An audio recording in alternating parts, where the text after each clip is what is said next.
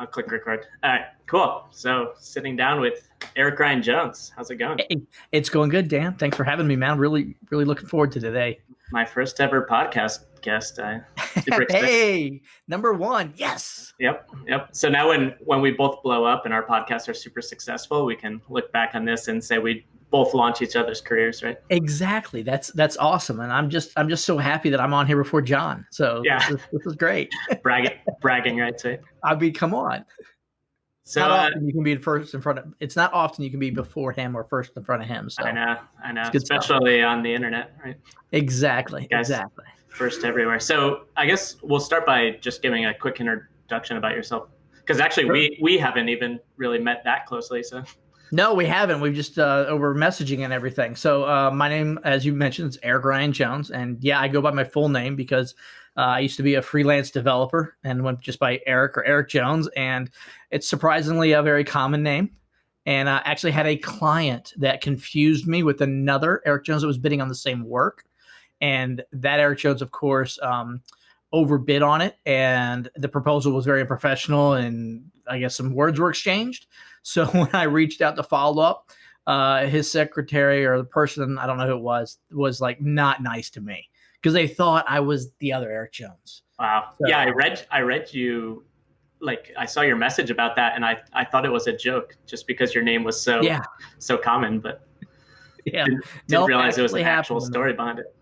It is, and it's very hard for someone with such a common name to have a story. So I guess I I do think not I that do not other have that Erik problem. Jones. Yeah, Yeah, you did. I don't have You got that a very problem with interesting my name. name. Yeah. Yes, you have a very. How do you pronounce your last name? It's Schoonmaker. Schoonmaker. Okay, Yeah. that's very cool. I like it. Um, Excellent. So yeah, so I'm by day a consultant. And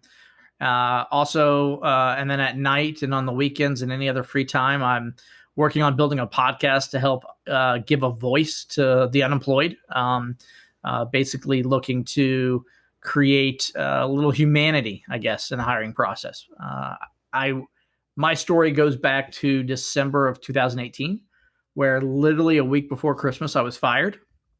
Well, not fired. I was downsized from a reorganization that happened in the IT department, and it was a small startup, so it was pretty big deal for me. But the bigger thing was it was a week before Christmas, Yeah. and also were in the process of buying a new house. So picture Monday, I lose my job, and by Wednesday, the house that we were looking to buy, the people we were looking to buy from were just not coming. They were not negotiating with us on some really important topics, i.e., mold in the house. So we had to back away. So we had already not closed. We had already met the due diligence on our house. So Yeah. that meant I couldn't back out of the contract without some serious penalties. So here I am, jobless, about to be homeless, and I haven't had to look for a job, seriously look for a job in over 5 years.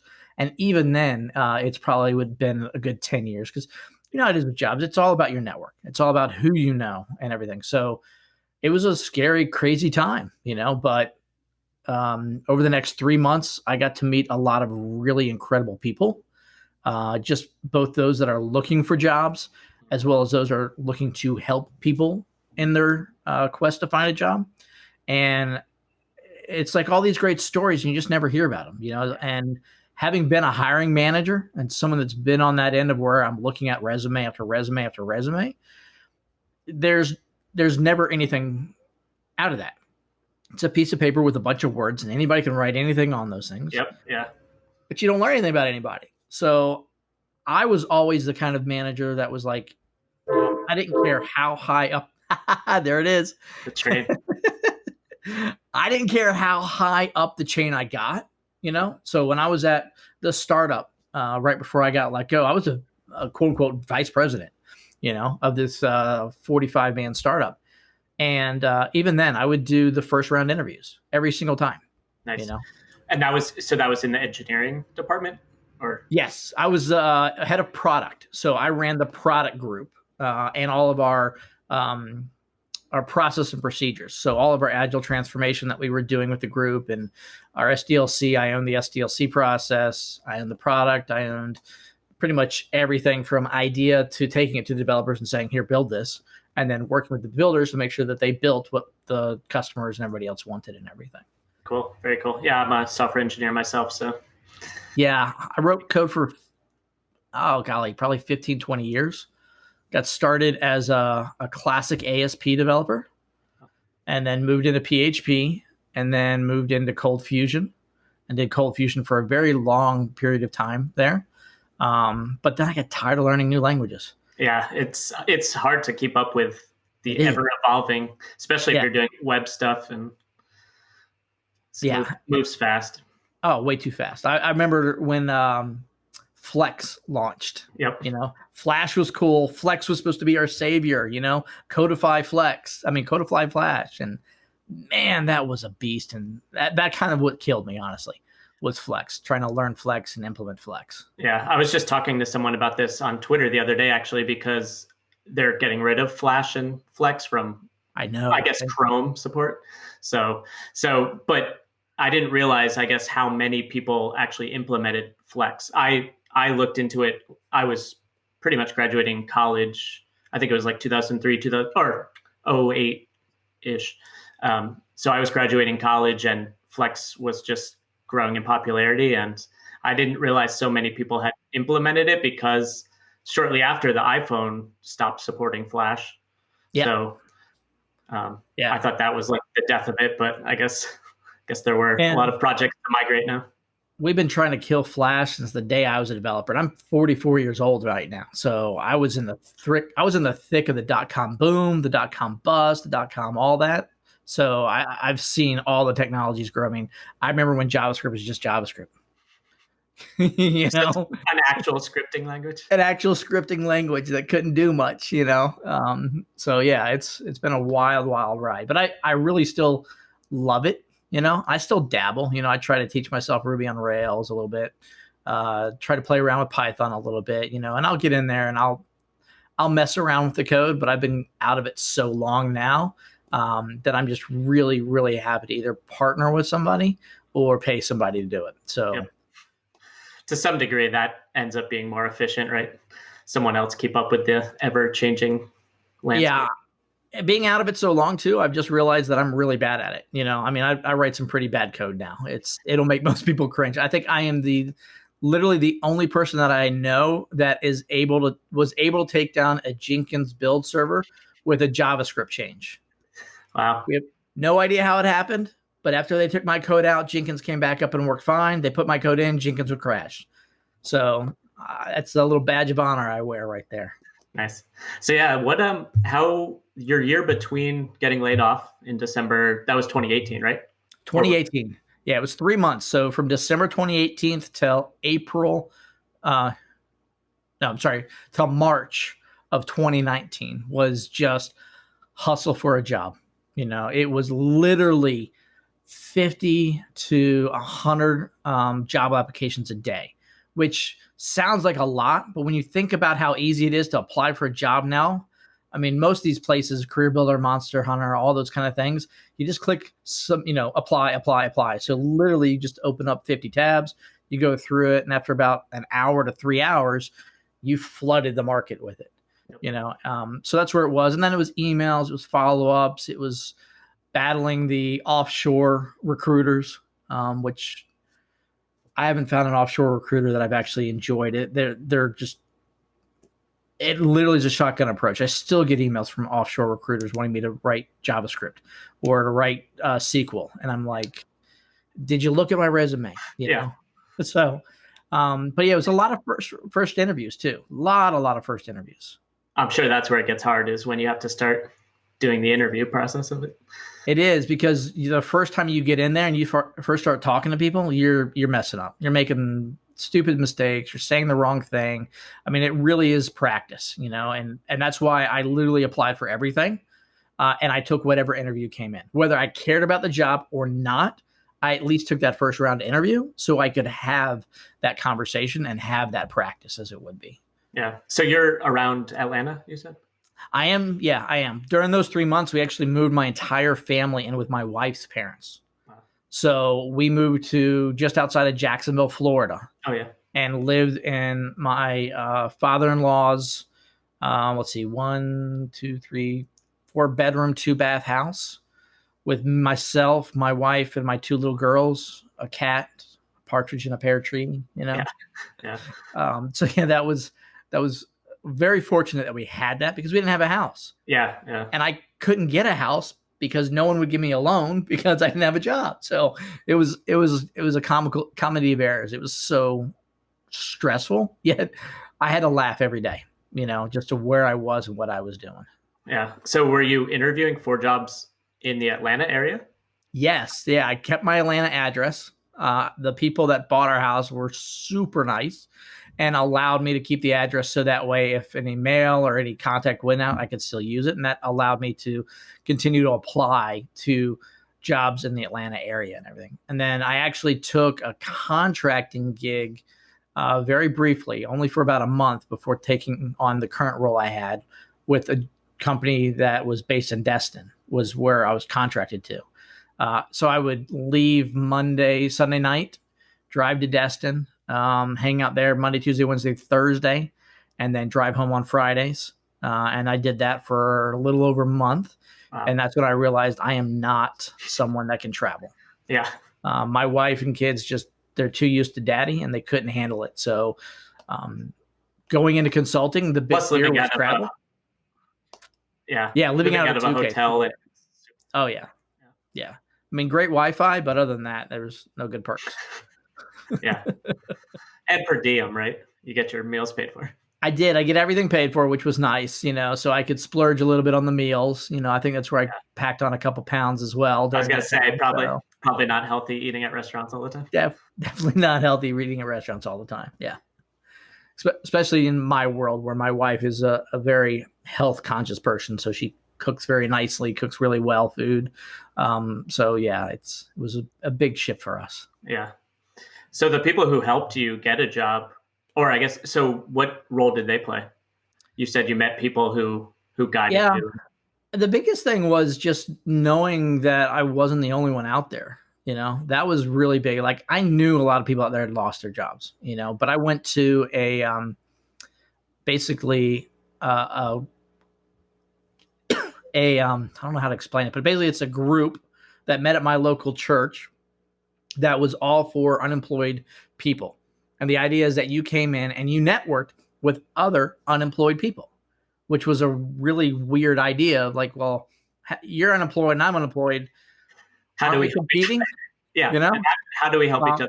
Exactly. But that's where I learned. I was like, you know what, you really can, because somebody or I know somebody, we're not competing for the same job. Yeah. I mean, this room probably had 200 people in the room. And I guarantee you, I probably was only competing with 1 or 2 people.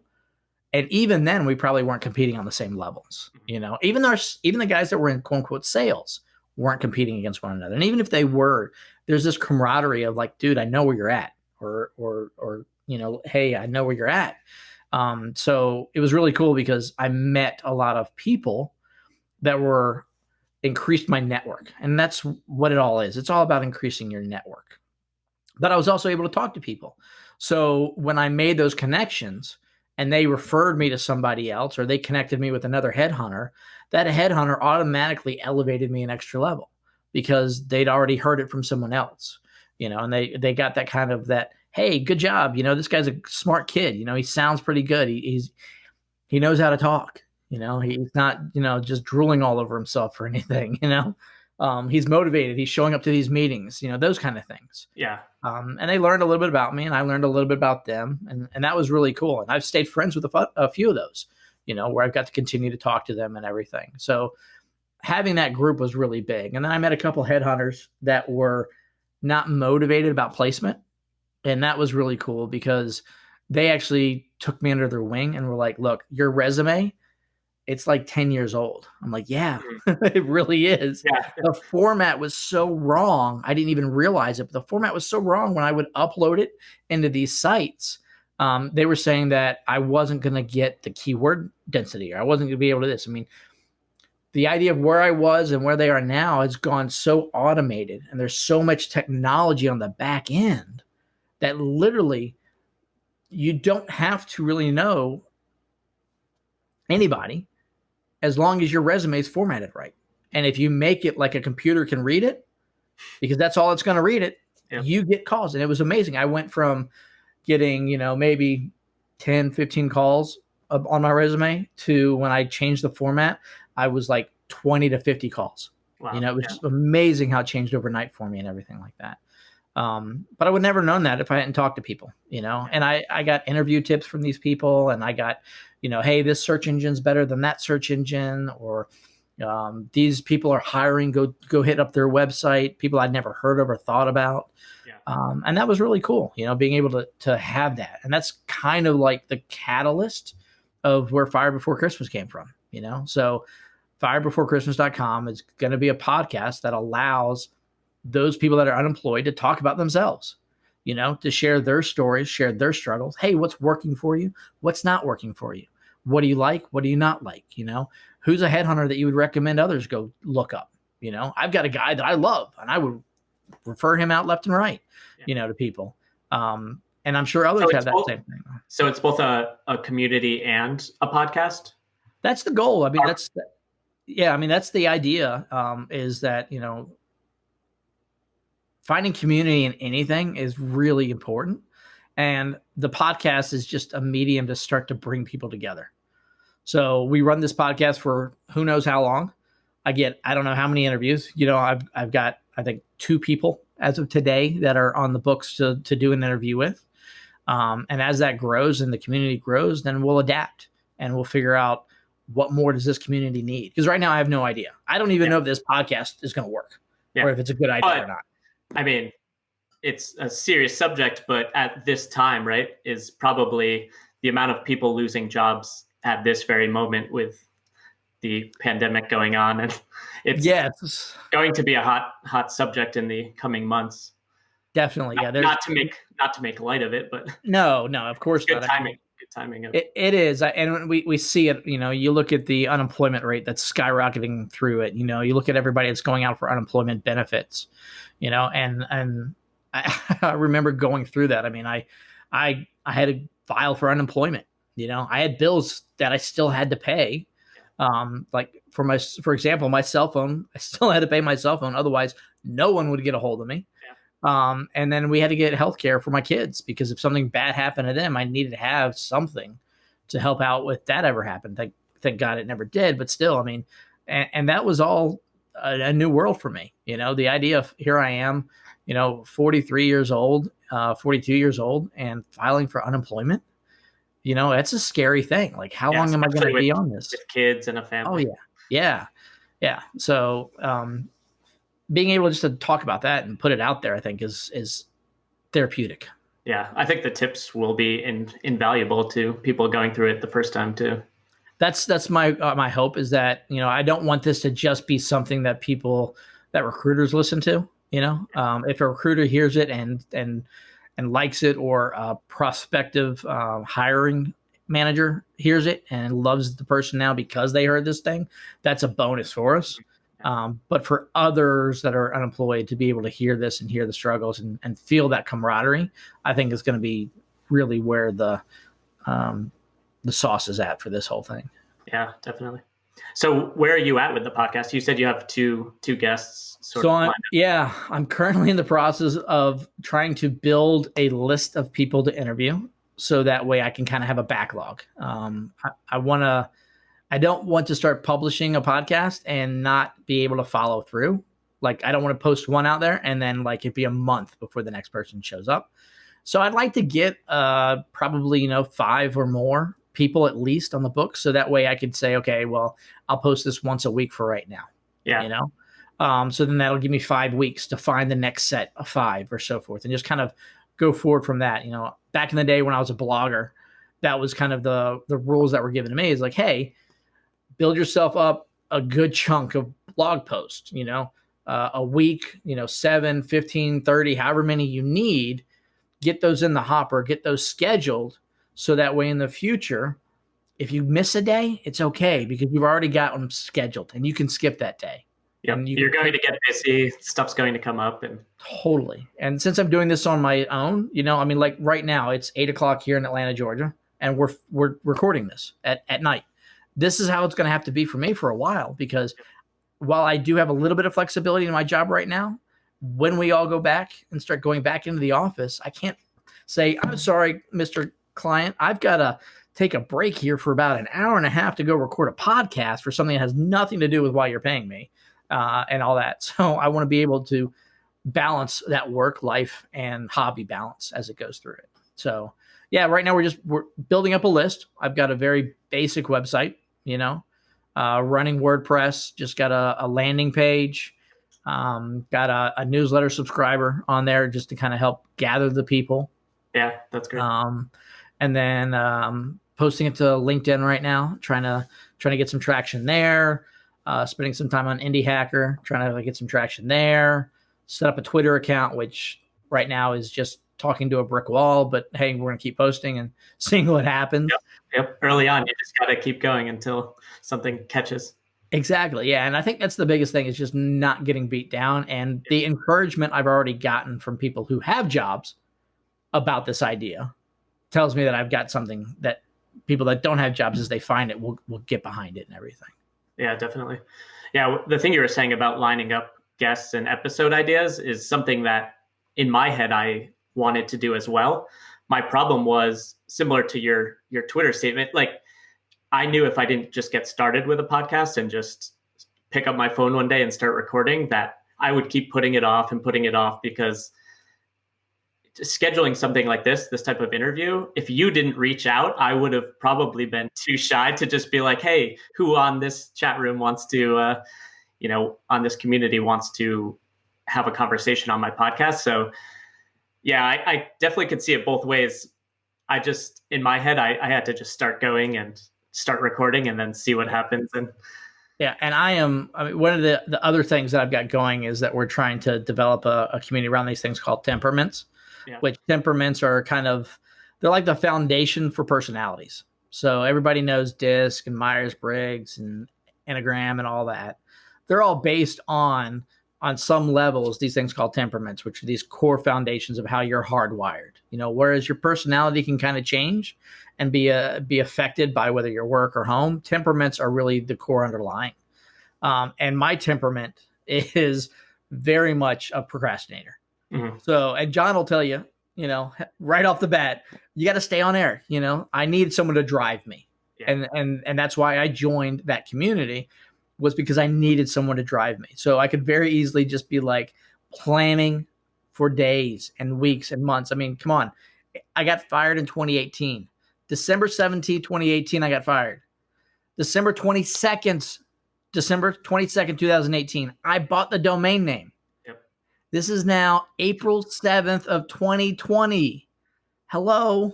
That's why I had to ask what year you got laid off, because I was like, 2018 was 2 years ago.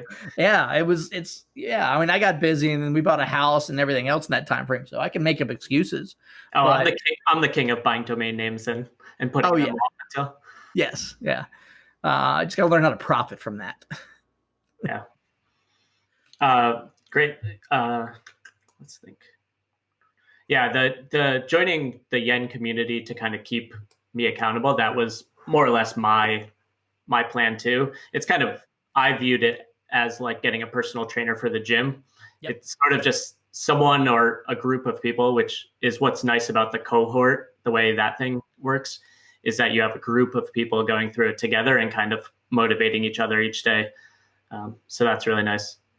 It is. And it's also nice because, as with you starting the podcast, me starting a podcast, and other communities, there's a lot of questions. Yeah.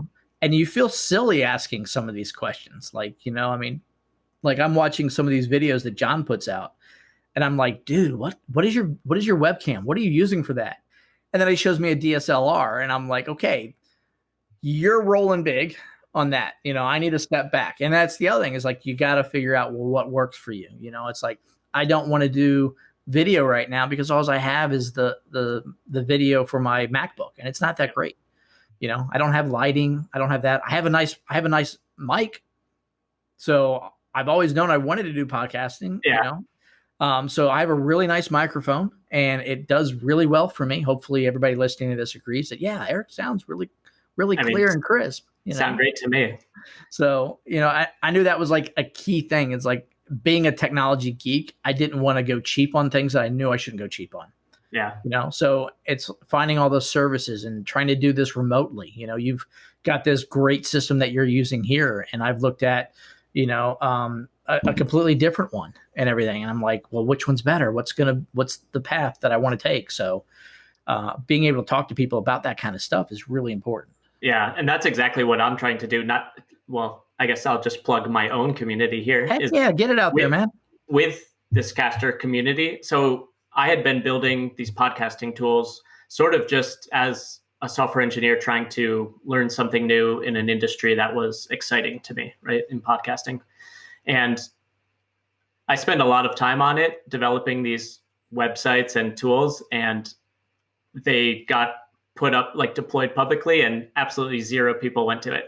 There's maybe one person a week would stumble upon this page because I sent out a tweet and they happen to see it. But the idea of building a community first was something in my head I knew was the right thing that I should be doing, but it's obviously more work. For someone like me, who's a software engineer, a little more on the introverted side, just reaching out to customers and doing interviews on like what podcasting tools they wanted made was something that was it was in my head going to take too much time and too much effort, which really the idea of making a business should take time because you're dedicated to it. But so now I'm starting this caster community because I've always wanted to start a podcast. I put it off for the last year or so. And I now want to, all the stuff that I've learned over the past month or so, I want to help people like you getting started, sharing all these tools and resources that I've discovered. And it really isn't that hard, but podcasting is a fairly intimidating thing to get into, having to find a hosting provider, a microphone if you want it to sound crisp, stuff like this to record a remote session. So I definitely saw that uphill climb that people had to do to get into podcasting. And I'm hoping this community is just like a way for people to network and kind of help each other. Like, what are you using now? Like, what is your strategy to interviewing people? Going into this, I had no real strategy of how to interview someone on a podcast, and just networking with people is a way I think you can improve on that. So I'm trying to remember. So you use SchoonCast for your remote stuff, which is cool. I'm trying to remember what the name of the one that I used is, because it was a little different. I actually got it as a recommendation from my guy at work. So I'm going to do something really weird here. I'm going to make this up and go over and look on my work laptop to see what this was. But while we're doing that, why don't you tell me, as someone that's trying to go, you've got a mic. Have you gone out and actually bought yourself a good mic? So what do you use? So I did buy the Yeti Blue microphone. My first podcast, which I published yesterday, I actually just did on my Google Pixel cell phone. I walked around this room just pacing back and forth, kind of talking into my phone. And I used Audacity to then edit it, kind of clean up the audio a little. Okay. But it came out sounding great for a cell phone. I mean, honestly, I could not expect any better from a device that's not made to, I guess it's made to intake audio, but I got this microphone. I ordered it about 2 weeks ago. So this is my first time really recording audio on it. Okay, excellent. Yeah, I looked at the Yetis. I had a friend that had a Snowball, and I was a big fan of the Blues and all that. Sorry, I got to turn off all my notifications there. Man, see, environment. You got to get your environment ready. Yep. Wow. We are such rookies at this. It'll come with practice. I know. I love it. I absolutely love it. The transparency, that's so key. But yeah, so I looked at the Yetis and loved them. I love the look of the Blue. To me, it just looked like a cool mic. Yeah. But I got out there and reviewing, and when I originally got the idea Fired Before Christmas, I wanted to do a lot of these things remote, where I actually wanted to go out and meet somebody at a coffee shop or at a co-work place. My dream job is to literally sit around and talk to people, and get paid to do it. So that was going to be feeding that idea. So I needed a mic that I knew that I could travel with and that would have good quality. And what I found with the Yetis is the bass and everything of it just wasn't solid enough for me. And on certain people that when I tested the mic, I got weird, wicked feedback. And when I went out and looked at the forums and everything, it turned out to be because the bass and the mic would actually vibrate because of either the table or whatever, and it would cause problems. So I went out, I've got myself a Samsung G-Track Pro. Sounds really expensive. It wasn't. I think it was like, maybe it was less than $200. It was about the same price, maybe even cheaper than a Yeti.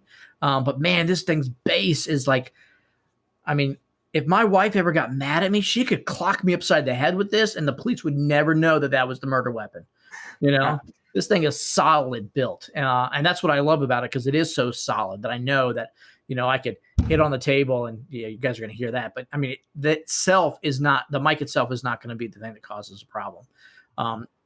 It's USB 3.0, I think. No, it's 2.5. USB 2.5. It's got the old printer, the old printer cables. Oh, yeah. That little weird square looking thing. Yeah. That's the back end of it. I was like, this is kind of old, but it's nice. Always find a plug for it. I actually believe the Yeti one, I think, has that as well. It must be something about that plug then that does that. I need to get myself I don't know if I need to get myself a nice set of headphones. I mean, right now I'm just on some Apple AirPods, but I actually a nice pair. I regret this because I can't hear my own voice. It's canceling out the sound too much, so I don't know the volume I'm speaking, and it's actually throwing me off as I talk. So, okay, well there you go. I'm going to stick with the AirPods then. See, you've already made a change in my world. I know. And then for my remote stuff, I found Zencastr, ZENCASTR.com. It sounds like it's a lot like SchoonCast. Yeah. Does SchoonCast, when it's recording, are you going to get 2 tracks out of this recording? I do, yes. Excellent. See, that's what I really wanted, was to make sure that I had 2 separate tracks, which makes sense because it's probably recording locally and then it'll upload, I guess, when we're done here. Yeah, I was wondering about that because a few times, I don't know if it's happened for me to you, but a few times you've kind of gotten choppy. Yep, same here. So I am hoping that the double track recording is going to not impact that at all. And I'll be very curious to know. You'll have to do kind of a follow-up of the episode as it would be on this one, because I know on Zencastr, it records locally. Yeah, I think this does that too. Both people. And then at the end of the recording, it uploads them and you have 2 tracks to deal with. The thing I like about Zencastr is they don't store anything really on their servers. They give, I think, a little bit of storage on their server, but really they throw everything to like a Google Drive or Dropbox or other cloud storage mechanisms you have and everything. Cool. So that's kind of cool. Now, I noticed your intro, which, by the way, loved your intro. I am definitely going to have to record myself one of those as well, because I think that was great when you want to point people to the podcast and be like, well, why should I listen? Because I do that now. My friends recommend all these podcasts and they're like telling me why I should listen, but I would really love if I could go and find that intro one and always be able to just hear it from the author. Like, why did you do this? That's such a cool idea. So I'm stealing that to do my own intro. And I don't remember where I was going to go with that, but the whole idea of the intro and all that stuff is really cool. So I'm super stoked for that. Oh, and I know where I was going. You then posted that up to Spotify. I did. So I'm using Transistor FM. Okay. I know one of the founders of that. I'm involved in a community of his, Justin Jackson. So I wanted a lot of these tools that I'm using. I'm really just supporting people that I've kind of met. The SchoonCast guys are active on Indie Hackers. So I figured I would try and support them versus a company that I knew less about. I mean, obviously, as I experiment with stuff, if some things are better than others, maybe I'll switch. But yeah, so Transistor FM is the hosting service that I use. And so far, I love it. It's pretty much been perfect, everything. There's just 2 co-founders working on it right now. One guy does kind of front end and marketing, and the other guy kind of does back end and front end, I assume. They have their own podcast, right? Something is there's a SaaS Life one? Build Your SaaS. Build Your SaaS. Yep. I've listened to them. Okay. Yeah, it's pretty much one of the only podcasts that I consistently listen to every episode. So, yep. But so do you have it tied to a blog at all, or are you literally just posting to Transistor? And then how many different mediums are you pushing out to? Yeah, so Transistor auto published it to Spotify for me, which was sort of what I was getting at there. Then they give you a hosted on their site a website landing page for all your episodes. I think it shows it asks you how many you want to show. I think it's like the most recent 25 or whatever. And what I did was I can point a subdomain on my personal blog, which is just schoon.me. And so I did podcast.schoon.me and just posted that landing page on there, which is super convenient. I'll send that to you later just so you can see how nice it is because, I mean, I didn't look. There's so many. I don't know if you've seen me posting about, I made casterkit.com. It's kind of just like a GitHub repo of all of the resources that I've kind of landed on. The hosting, there are so many hosting providers that you can choose from. Yes. Just picking one. I mean, again, if I didn't know the Transistor guys somewhat, I probably would have just closed my eyes and pointed at one of them. Thrown a dart. Yeah. I mean, all of their features, it's hard to differentiate which one offers more features than the other, which again, with this remote recording software, it's kind of the same. I have a list here of, I don't know, it's like 12 remote recording things. Zencaster's on here, Squadcast is on here, FusionCast I think I've heard of, but and then obviously the big ones like Skype and Zoom. But I mean, comparing those features on them, I guess that's probably my next step of this GitHub repo would be to kind of add features and pricing so you can compare the different resources here. But the good thing about being on GitHub is that any of us can download it, make updates, and my hope is eventually, there's some pull requests and people are contributing themselves as I get my community going, and hopefully people want to contribute. So as the guy that's ahead of me, slightly a weekend. You're ahead, my friend. What is something that you would advise staying away from? Is there anything that's been that you're like, don't go there, don't do that, I think the big regret I have is not having a set agenda of how I'm going to run my episodes. Okay. I wish I planned it out. Again, I sort of just winging it because I'd rather just make something and improve on it than just procrastinate and not have something, because I've already procrastinated long enough. I might as well just throw myself out there. But one similar to this, right, where I'm interviewing you now, but I don't know the format of my podcast. I don't know if I'm going to do some solo episodes. That's one question I was going to ask you. Are you ever going to do solo ones? Is everyone going to be an interview? Yeah, that's a great question. And I never thought about it, to be honest with you. I just assumed I would have this line out the door around the block of people that want to be on the podcast, but I know that's not going to be true. So I have thought about other interviews. So I guess, yes, I have thought about it. I have thought about other interviews, and I've thought about, hey, let me get my headhunter buddy on. Yep. Let's let him talk about how you improve your resume real quickly, or how you, on LinkedIn. For me, being, an old fuddy-duddy to probably most of the people that are going to be listening to this, or maybe not, 44 is in my mind still young, but my daughter's, it's not. I was always under the impression that in order to get a new job, you never let people know that you were without a job. So you kept your LinkedIn profile to say whatever your current thing was. And the headhunter dude was like, dude, that's wrong. No, change your title to available, ready for interviews, whatever you need to do to let people know that you're actively looking. The people that hide it are currently in a job. You're not. You have no fallback from that. So I had to break that mindset And I think, again, having someone like him come on and say that, other than just me saying it, I think would give it a lot more credibility. So yeah, I want to interview people like that. I want to interview people that are retired.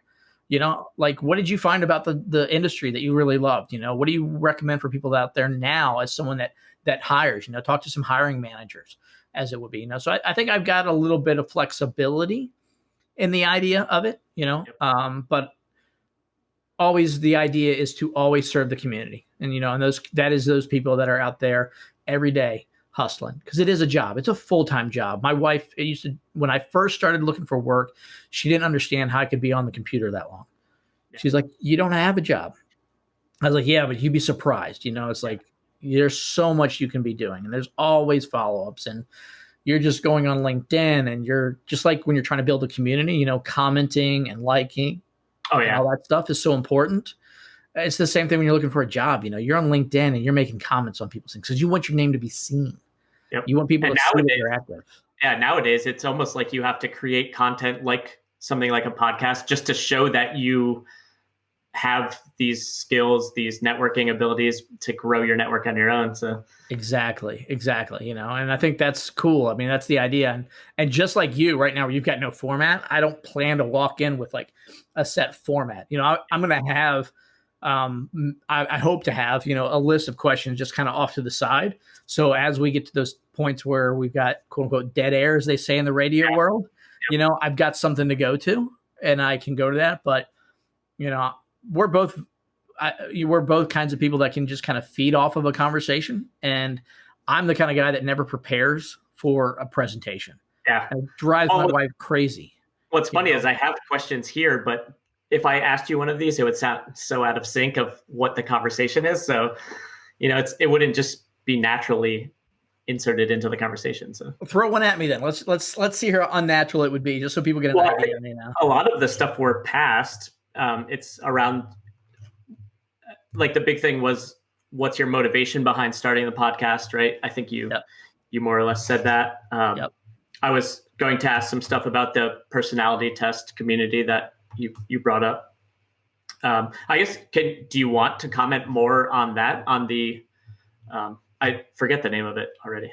So Joshua Tree Living is the name of the company, and the organization that we're using to start up this temperament thing. And really the idea behind it is that we have found over probably 5 to 8 years with me and my wife doing just individual coaching and mentoring, that we now have a framework, we have a vocabulary, and we have some really, really good skill sets that we can share with others to make relationships better. And that relationship can be your marriage. You may think you have a great marriage now, or you may be one of those people listening to this that's like, no, my marriage is an absolute joke.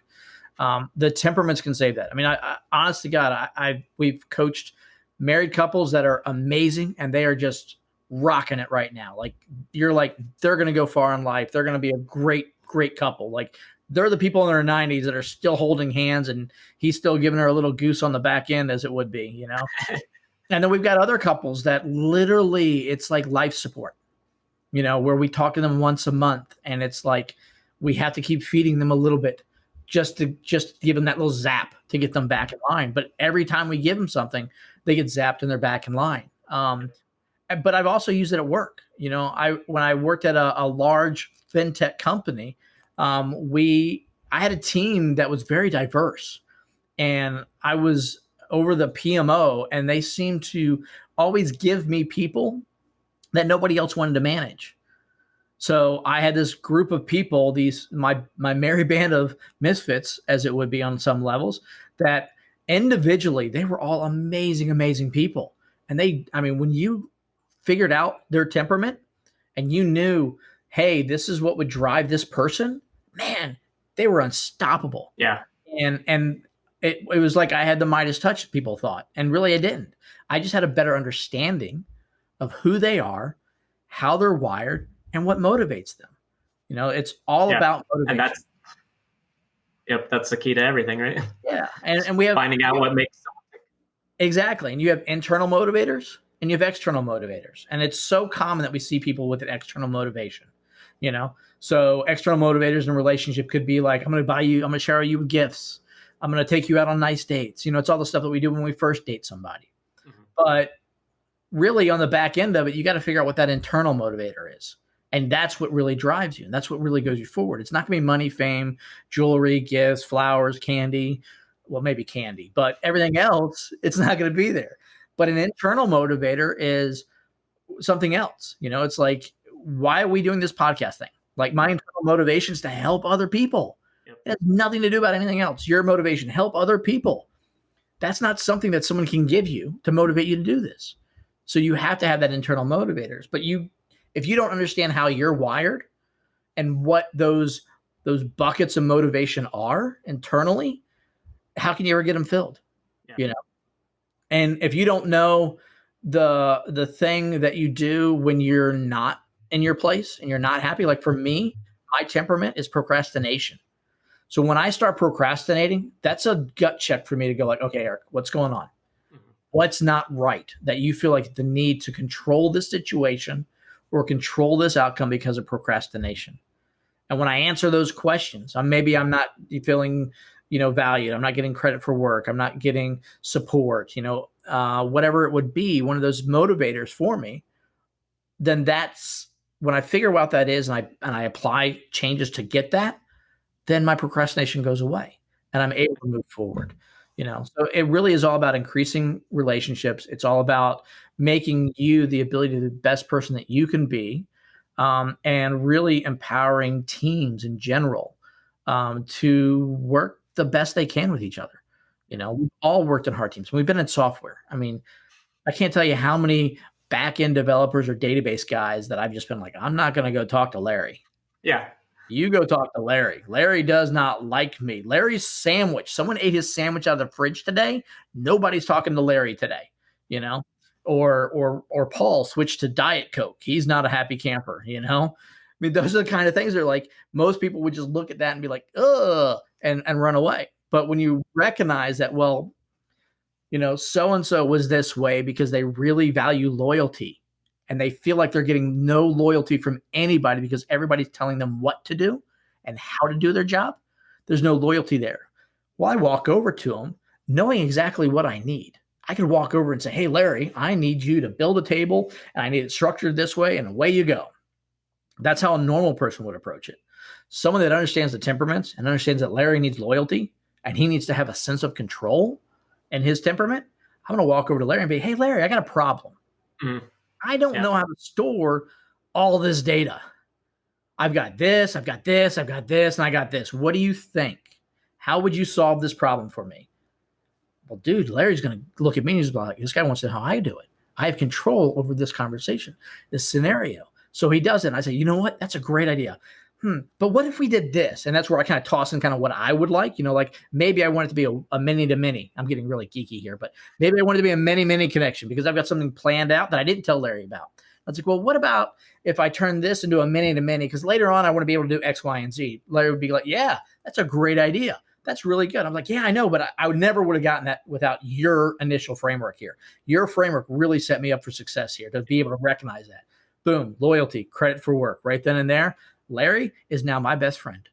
Larry's giving me Diet Coke, and he gives nobody Diet Coke, and that's where knowing these temperaments can be so advantage of helping you out when it comes to relationships and just working better with people, as it were. Yeah, that's super interesting. So the audience that you're targeting for that community, do you picture it being couples or just anyone who's trying to understand relationships with? For me, our audience is anybody that wants to have a better self-awareness of themselves and wants to be able to either communicate or work better with those around them, as it would be. Ideally, I mean, it's hard. I mean, I know that's a very broad thing. And I know that a lot of our work is going to be with couples, because let's just face it, that's an easy one. Couples automatically know when they have a problem, they need to work it out. The harder one will be that D-bag manager that all of his employees hate him and he doesn't understand why they hate him. Well, hopefully he finds us and we teach him why they hate him. and it's not his fault. He just doesn't understand them. He thinks he does, but he doesn't really. And he may have somebody assigned to the wrong role because of their temperament just doesn't do well in that role and everything. So it really is. It's a really big self-awareness journey. Yeah, I was going to say the manager has to be self-aware enough to know that they need to seek something like that out, which is going to be the hard part, probably. Exactly. And that's going to be the biggest challenge for us, and that's something that we're trying to work through now and figuring out, well, how do we let that guy know that he needs help? Mm-hmm. How do we do that? And we don't have an answer for that yet, but I'm sure over time we'll get there. But it is something that me and my wife are just extremely passionate about because it really has helped us in our marriage. I've seen it help other marriages, other couples, other relationships, and it's just really cool when you can have somebody coming to you and they're like, I need help.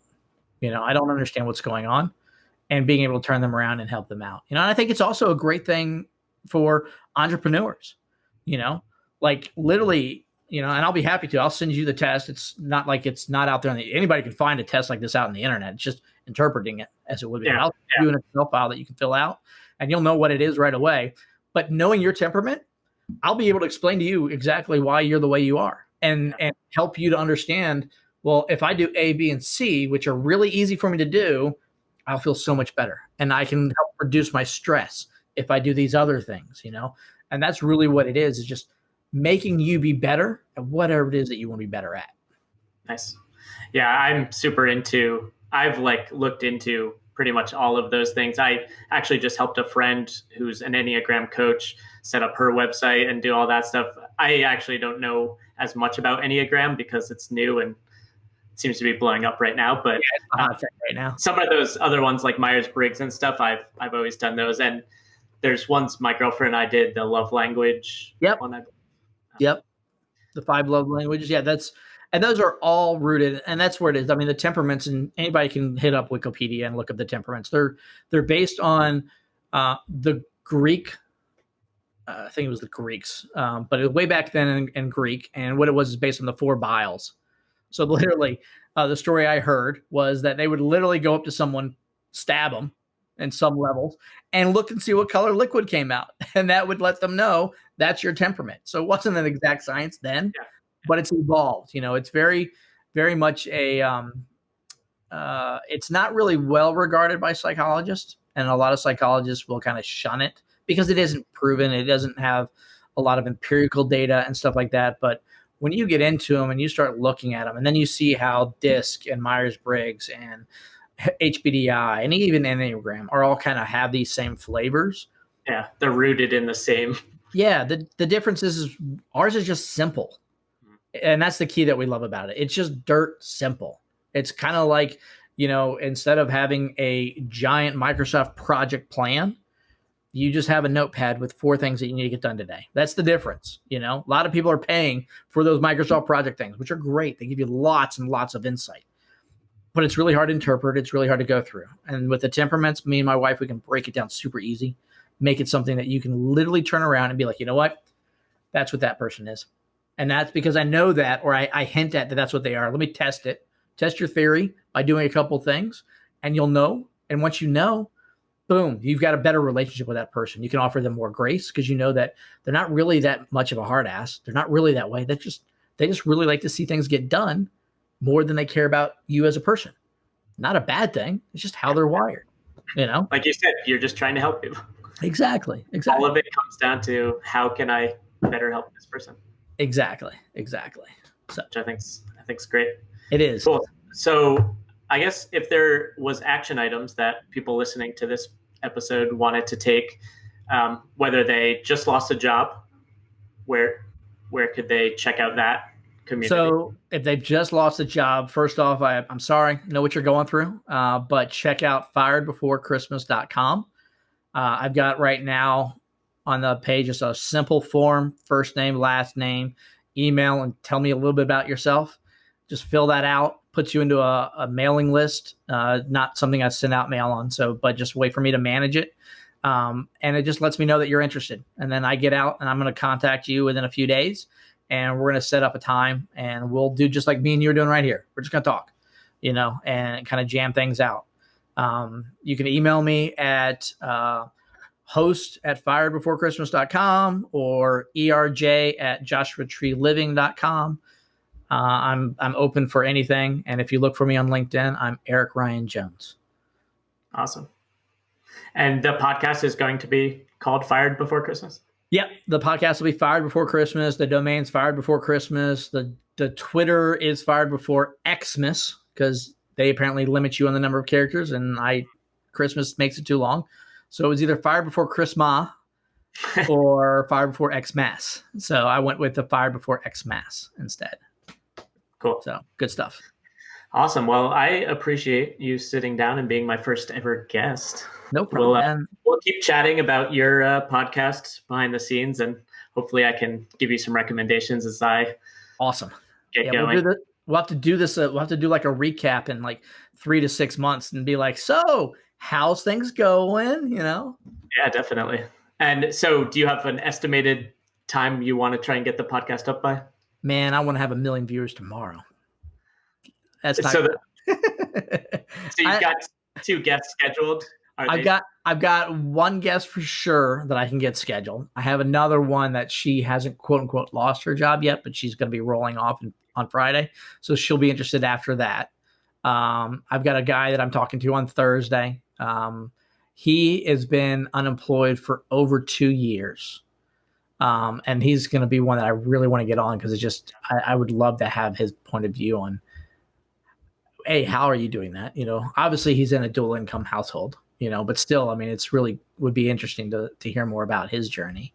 And then I've got others that I can, like I said, reach out to kind of fill in the gaps as it would be and everything. But, again, I'd like to get to a point where I have at least 5 solid interviews of some form that I can start publishing. And if ideally they'd be 5 unemployed people. But if I don't get 5 unemployed people, then I'll just start what I've got. And just a little background. The other thing that those of people that actually join and say they want to be interviewed, it's not just a podcast. My goal is to also create a 1-pager for them on the website that kind of gives some very basic bio information. We'll have a link to the podcast so they can watch, anybody that comes to it can listen to it. So it could be like, firedbeforechristmas.com/Erik Ryan Jones. And you'd see a podcast about me, and there's going to be a full transcript, which we didn't talk about transcripting services. Yeah. What are you using for that? A company called Descript. Yep. I think. I've played around with it. I've played with it because I like it, because you can edit your podcast at the same time that you're editing the text, which to me means that makes life a little easier. So I'm going to give them a try and see what they go. Nothing else. They're a great system that will allow me to at least get a first pass of the transcript, and then I can go through there. There's other transcripting services out there like Rever. Rever's really good. They're a little pricey in my book right now, but they do really good work, and it's all human-backed transcripting. That's why it's a little bit more, but it's really cool the way they do it. I think they're coming out with an automated way as well. Mm-hmm. But it's a great first pass, and that's the biggest. Descript blows me away there. Technology is super cool. So cool.